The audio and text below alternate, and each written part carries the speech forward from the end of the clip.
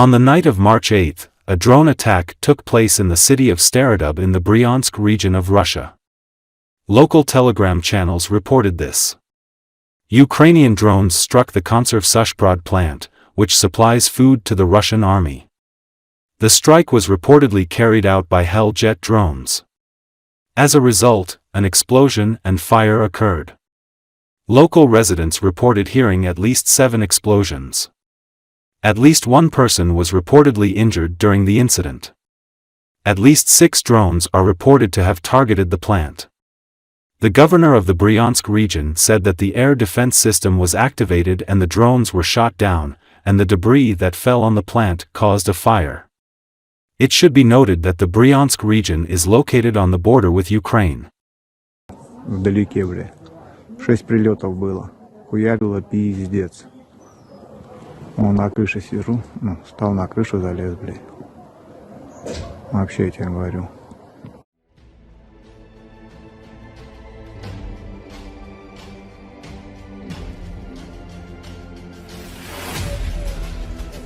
Что-то упало сверху.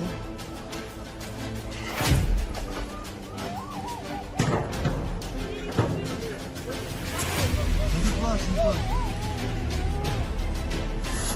Ладно, все хорошо. Не дали. Держи, блядь, что за кого?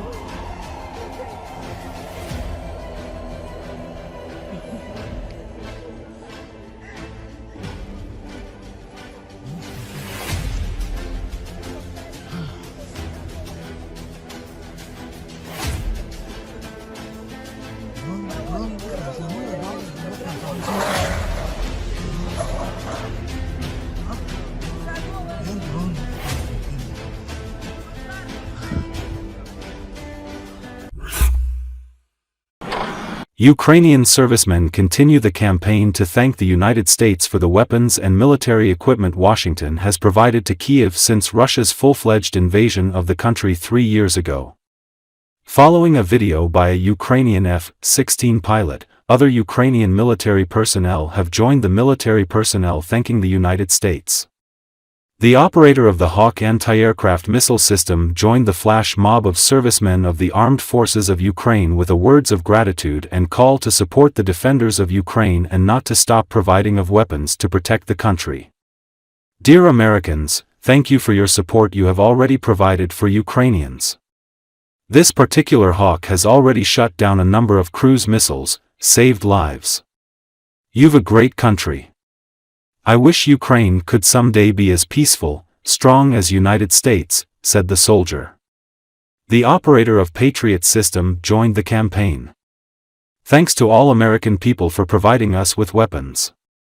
Thanks for your support, we are still alive and we can protect our cities and civilians who live there, the man said.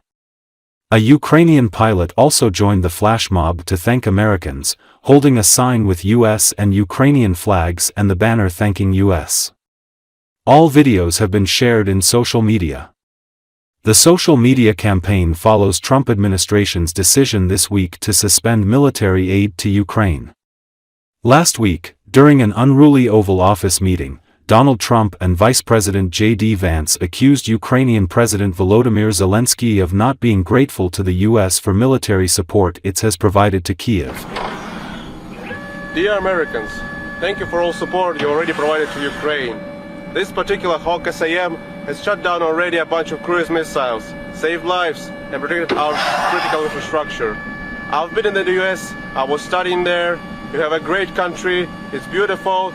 I wish Ukraine one day could be as peaceful, prosperous, and strong as the United States. Thank you for your support. We, the soldiers of a Ukrainian air defense unit, want to express our gratitude for all the support that you have provided to us during these difficult times. This system has already saved hundreds of lives of people in our cities, protecting them from Russian cruise missiles and drones. Thank you for your standing with us in our fight for the democracy and our freedom. Your support is very important for us. Thanks to all American people for providing us with weapons.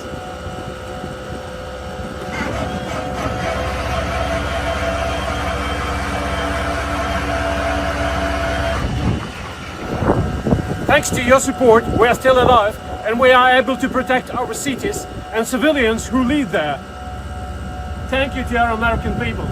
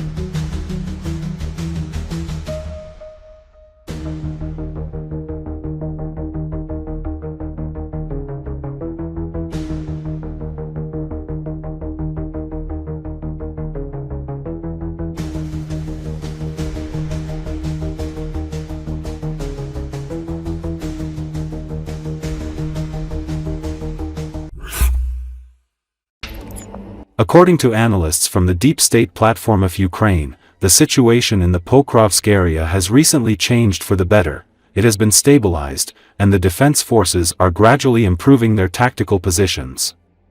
Due to the deterioration of supplies, Russian troops are experiencing difficulties with rotation, evacuation of the wounded, and delivery of ammunition. However, according to analysts, Russia continues to carry out assault operations, since it has significant human resources. BBC says that with the arrival of spring, the offensive operations of the Russian army in Ukraine weakened, the intensity of attacks and the pace of advancement noticeably slowed. Ukrainian troops, on the contrary, became more active and carried out a series of counterattacks, recapturing a small part of the lost territories.